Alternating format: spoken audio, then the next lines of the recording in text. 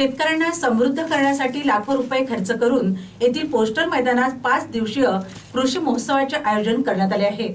महोत्सवादरम्यान शेतकऱ्यांना मार्गदर्शन करणे अपेक्षित आहे। मात्र शेतकऱ्यांनी या महोत्सवाकडे पाठ फिरविल्याने रिकाम्या खुर्च्यांना मार्गदर्शन करून औपचारिकता पूर्ण केली जात आहे। यवतमाळमध्ये कृषी विभागाकडून कृषी महोत्सव व प्रदर्शनीचे आयोजन करण्यात आले आहे। शेती पिकात नवीन बदल व तंत्रज्ञानाबाबत मार्गदर्शन तसेच शेतकऱ्यांनी उत्पादित केलेल्या वस्तूचे प्रदर्शन या महोत्सवात अपेक्षित असताना तेथे रिकाम्या खुर्च्यांनाच मार्गदर्शन होत असल्याचे दिसून येत आहे।